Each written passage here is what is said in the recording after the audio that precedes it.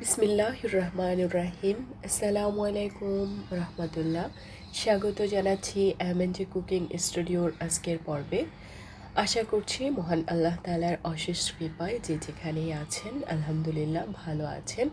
আমিও সবার দোয়ায় মহান আল্লাহ তাআলার অশেষ রহমতে ভালো আছি পরিবারের সবাইকে নিয়ে এই মুহূর্তে আলহামদুলিল্লাহ। আজকের এপিসোডটা একটু ভিন্নধর্মী। আমি এই ভিডিওগুলো শ্যুট করেছি বেশ অনেক দিন আগে, দেন এগুলো আর আমি আমার এই চ্যানেলটিতে আপলোড করে নিই। তারও কিছু কারণ আছে, আমি সম্পূর্ণ বলবো, তবে অনুরোধ জানাচ্ছি পুরো ভিডিওটা দেখার জন্য।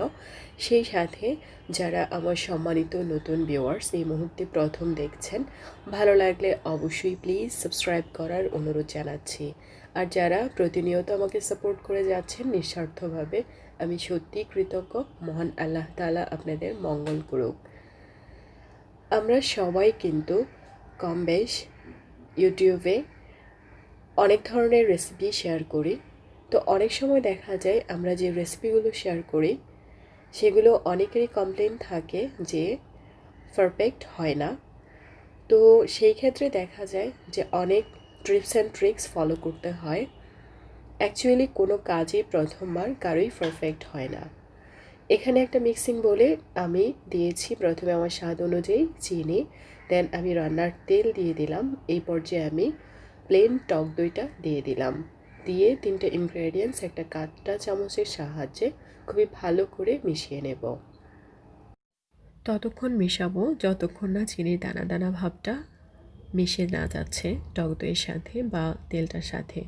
আর অবশ্যই লক্ষ্য রাখবেন টক দইয়ের যেন বাহির থেকে কিনে আনলে ডেটটা যেন ওভার না হয় বা ডেট এক্সপায়ার যেন না করে, আর টক দইটা যেন ফ্রেশ হয়। দেন আমি এখানে হাফ কাপের মতো সুজি অ্যাড করে নিয়েছি, দিয়ে দিচ্ছি ফ্রেশ করানো নারকেল। আজকে এটা আমি semolina কেক তৈরি করব, বা আপনারা বলতে পারেন অনেকটাই বাসবুসার মতো। বাসবুসা বা semolina যেই কেকটা থাকে সেটার মধ্যে কিন্তু ডিমও ইউজ করা হয়। আমি এখানে ডিম ছাড়া আজকে তৈরি করছি। দেন আমি এখানে দিয়ে দিচ্ছি আটা। আটা এখানে আমি মেজারমেন্ট কাপে পরিমাপ করে নিয়েছি 1 কাপ। আটা দিয়েও কিন্তু মজার মজার কেক তৈরি করা যায়, আর সেটা স্বাস্থ্যের জন্য ভালো ময়দার চেয়ে। আর আপনারা চাইলে একদম পারফেক্ট স্পঞ্জি কেক তৈরি করতে হলে অবশ্যই ময়দাটা ইউজ করতে হবে। এখানে আমি 1 চা চামচ বেকিং পাউডার আর হাফ চা চামচ বেকিং সোডা ইউজ করেছি। বেকিং পাউডার আর বেকিং সোডা দুটোই লাগবে যদি আমরা এখানে ডিম ইউজ না করি। এক্ষেত্রে দেখা যায় বেকিং সোডা বা বেকিং পাউডারটা খুব ভালো একটা ব্র্যান্ডের হলে ভালো হয়। আমি ফ্রোস্টারেরটা ইউজ করি, সবসময় মোটামুটি ভালো রেজাল্ট পাই। তবে আপনারা অবশ্যই এটার ডেটটা দেখে কিনবেন, যে কোনো সুপার শপে আপনারা পেয়ে যেতে পারেন। এখানে আমি হালকা কুসুম গরম দুধটা ইউজ করছি। টক দই, বেকিং সোডা আর হালকা কুসুম গরম দুধের জন্য দেখতেই পাচ্ছেন যে অনেকটাই ফেনা ফেনা হয়ে গেছে, বা অনেকটাই দুধটা অনেকটাই ফ্লাফি হয়ে গেছে বা ফেনা ফেনা দেখাচ্ছে। সেটার কারণটা একটু বলি। আমি টক দইটা আনার পরে দুবার ইউজ করার পর আমি ফ্রিজে রেখে দিই। এটার ডেটটা ছিল, তারপরও এটা কিন্তু বাসি ছিল যে আমি ইউজ করে আবার রেখে দিয়েছি। দেন এই পর্যায়ে আমি ইউজ করার ক্ষেত্রে বেকিং সোডা আর গরম দুধটার সাথে কিন্তু অনেকটাই ফেনা ফেনা বা ফ্লাপি হয়ে গেছে। সেক্ষেত্রে চেষ্টা করবেন ফ্রেশ একটা টক দই ইউজ করার জন্য। কাজ করছেন ইউটিউবে, তারা কিন্তু যে পারফেক্ট ইনগ্রেডিয়েন্টসগুলো দিয়ে থাকেন রেসিপির ক্ষেত্রে বা টিপস অ্যান্ড ট্রিক্স ফলো করতে বলেন, সেগুলো যদি প্রপারলি আমরা ফলো করি, আমরা যারা দেখে ইউটিউব দেখে রেসিপি তৈরি করি, ইনশাল্লাহ তারা কিন্তু পারফেক্ট রেসিপি তৈরি করতে পারবেন। সুজি দেওয়ার কারণে একটু রেস্ট হতে দিতে হবে, এতে করে সুজিটা ফুলবে। আর এই মিশ্রণটা বা এই ব্যাটারটার টেক্সচারটা আপনি বুঝে কম বেশ পানি অথবা দুধটাও মিশিয়ে নিতে পারেন, সেটা অবশ্যই সুজির ক্ষেত্রে। আমি এখানে যে মোলটাতে কেকটা বেক করব সেখানে অয়েল ব্রাশ করে নিয়েছি। দেন আমি সিরামিক্সের আর কাচের দুটো বাটিতে কেকটা বেক করে নিয়েছি। এটা আমি দুটো কেকে একসাথে ইলেকট্রিক ওভেনে বেক করেছি, আর সময় লেগেছে প্রায় 35 মিনিট। 180 ডিগ্রি সেন্টিগ্রেডে রেখে আমি এটাকে বেক করে নিয়েছি। আপনারা চাইলে লোয়ার হিটে 10 মিনিট, আপার হিটে 5 মিনিট, আর বাকি সময়টা আপার অ্যান্ড লোয়ার হিটে রেখেও বেক করে নিতে পারেন। এতে করে কিন্তু প্রপার একটা কেক তৈরি হয়ে যাবে। দেন একটা কাঁটা চামচের সাহায্যে আমি এভাবে পুরোটা কেকের মাঝে ফুটো করে নিয়েছি। এই পর্যায়ে আমি চিনি আর গুঁড়ো দুধ লিকুইড মিল্কের সাথে মিশিয়ে আমি জাল করে নিয়েছি। এটা একটা মিল্ক সিরাপ বলা চলে বা মালাই বলা চলে, মালাই কেক, তবে আমি এটা পাতলা করেছি।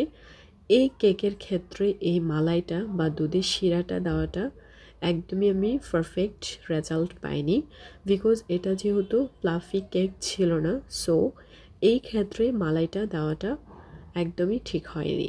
তো বন্ধুরা, আপনারা চেষ্টা করবেন মালাই কেক তৈরি করার ক্ষেত্রে স্পঞ্জি কেক তৈরি করে দেন মালাইটা ইউজ করার জন্য। দেন আমি চলে আসলাম দ্বিতীয় যে কেকটা তৈরি করেছি সেটার ক্ষেত্রে। তো এখানেও আমার কিছু ভুল ছিল, আমি সেটাও শেয়ার করব। এই কেকটা শ্যুট করেছি আমি প্রায় রমজান মাসে মাঝামাঝি সময়ে। এতদিন আমি এটাকে আপলোড করিনি, তো আমি চিন্তা করলাম যে এখানে যে ভুলগুলো আমি করেছি সেটা আপনাদের মাঝে তুলে ধরি।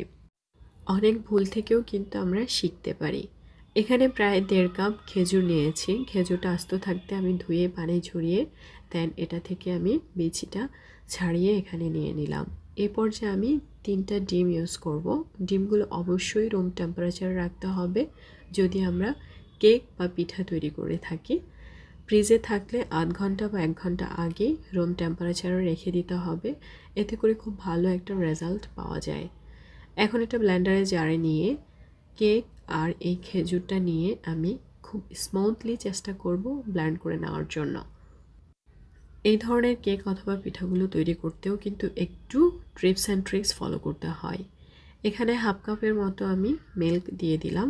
এটা জাল করে নেওয়া ঠান্ডা মিল্ক ছিল। দেন আমি এই খেজুর আর মিল্কের ডিমের মিশ্রণটা ঢেলে নিচ্ছি। আমি আবারও একটু ব্লেন্ড করে নেব। দেন আমি এখানে প্রায় 2 টেবিল চামচ চিনি অ্যাড করলাম আর একটু মিষ্টির পরিমাপটা বাড়িয়ে নেওয়ার জন্য। এই পর্যায়ে আমি দিয়ে দিচ্ছি বেকিং পাউডার। আমি এখানে বেকিং পাউডার ইউজ করেছি 1 চা চামচ, স্বাদ অনুযায়ী দিয়েছি লবণ। দেন এটাকে ভালো করে মিশিয়ে নিচ্ছি। এই পর্যায়ে আমি দিয়ে দিচ্ছি রান্নার তেল। আমি এখানে প্রায় 3 থেকে 4 টেবিল চামচ রান্নার তেল ইউজ করেছি। আপনারা চাইলে মেল্টেড বাটারটাও ইউজ করতে পারেন। দেন একটা হ্যান্ড উইক্সের সাহায্যে খুব ভালোভাবে মিশিয়ে নিচ্ছি। লক্ষ্য রাখতে হবে যেন বেকিং পাউডারের দানা দানা বা দলা ভাবটা না থাকে। আমরা চাইলে শুকনো ইনগ্রেডিয়েন্টসের সাথেও কিন্তু বেকিং পাউডারটা দিতে পারেন।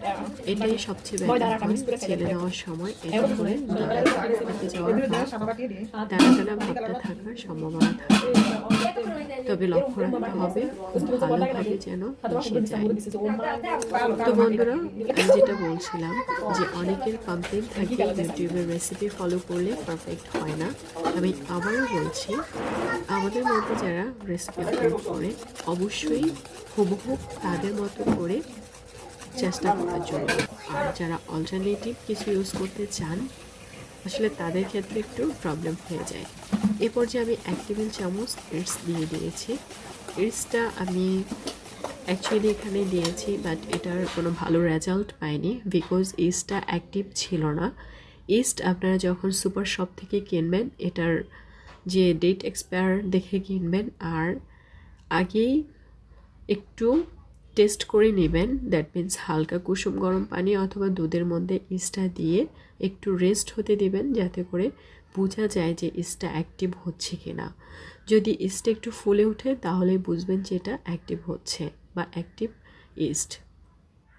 আমি এখানে অলরেডি শুকনো ইনগ্রেডিয়েন্টস মিশিয়ে দিয়েছি। এখানে আটা আর ময়দা একসাথে আমি প্রায় 1.5 কাপের মতো দিয়েছি। লিকুইডটা আমি এমনভাবে মিশিয়েছি যাতে করে এই ধরনের একটা স্মুথলি ব্যাটার হয়। দ্যাট মিন্স খুব বেশি হার্ড বা খুব বেশি লিকুইড না। এখন আমি এটাকে প্রায় আধ ঘন্টার জন্য একপাশে ঢেকে রেখে দেব। ফিরে আসলাম আধ ঘন্টা পর। দেন আমি এখানে একটা রাইস কুকারের মল্ট বা রাইস কুকারের যে ভাত রান্না করার যে বাটিটা থাকে সেখানে তেলটা ব্রাশ করে নিয়েছি।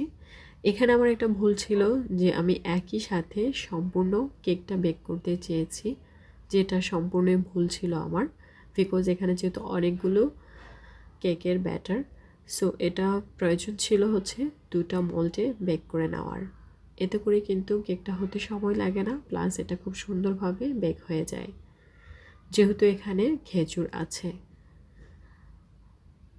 আর খেজুর দিয়ে তৈরি করা কেকগুলোর মধ্যে আপনারা অবশ্যই কিন্তু বেকিং সোডাটাও ইউজ করবেন। আমি শুধুমাত্র 1 চা চামচ বেকিং পাউডার দিয়েছি। বেকিং পাউডারের পরিমাণটা 1.5 চা চামচ এবং বেকিং সোডা 1/2 চা চামচ দিলে আমার এই কেক তৈরির ক্ষেত্রে 1.5 চা চামচ বেকিং পাউডার আর 1/2 চা চামচ বেকিং পাউডার সোডা দিলে সবচাইতে বেস্ট আমি রেজাল্ট পেতাম। আর যে ইস্টটা আমি ইউজ করেছি সেটার কোনো কার্যকারিতাই আমি দেখিনি। অবশ্যই ইস্টটা ইউজ করার আগে এটা অ্যাক্টিভ কিনা সেটা লক্ষ্য রাখতে হবে। তো বন্ধুরা, আমি এখন এটাকে চলে যাব স্ট্রিম করার জন্য। এক্ষেত্রে একটা আমি ভুল করেছি, যেটা হচ্ছে যেই মোল্ডটাতে আমি কেক বেক করব বা স্ট্রিম করব, সেই মোল্ডটার চেয়ে নিচের যে পাত্রটা আমি পানি রেখেছি সেটা অনেক ছোট ছিল। অবশ্যই বড় কোনো মোল্ডে যদি কেক বেক করি সেই ক্ষেত্রে নিচের পাত্রটার মধ্যে পানি পর্যাপ্ত পরিমাণ এবং বেশ বড় সাইজের পাত্র হতে হবে। তো বন্ধুরা, আমি প্রায় 1 ঘন্টা পর এই কেকটাকে উঠিয়ে আবার একটা তাওয়ার মধ্যে আমি এই মোল্ডটাতে নিয়ে দেন আমি এটাকে ঢেকে রেখেছিলাম। তো আমি প্রপারলি কেকটাকে তৈরি করতে পারিনি আমার এই ভুলগুলোর জন্য, আর সেটাই আমি আপনাদের মাঝে তুলে ধরলাম। অবশ্যই যে কোনো কিছু তৈরি করার ক্ষেত্রে হেয়ালি না করে খুব ভালোভাবেই কিন্তু একটু কাজটাকে কমপ্লিট করতে হয়। যাই হোক, আমি আসলে কেকগুলো 2 দিন 2টা বেক করেছি। তো একবার চিন্তা করেছি যে এগুলো আমি আপলোড করব না, দেন আমি ডিসাইড করলাম যে না, ঠিক আছে, আমি সবার সাথে শেয়ার করি। কারণ হচ্ছে গিয়ে আমাদের সবার অনেকেরই ভুল হয়, আবার অনেকেই কিন্তু পরিপূর্ণভাবে সুন্দরভাবে কেকগুলো তৈরি করতে পারে। যে কোনো কাজ আসলে ভুল হলে থেমে না থেকে চেষ্টা করে যাওয়া উচিত। অবশ্যই ভুলগুলো থেকে আমরা শিখতে পারবো ইনশাল্লাহ। সবাই ভালো থাকবেন, কথা হবে, দেখা হবে অন্য কোনো পারফেক্ট রেসিপিতে। আল্লাহ হাফেজ।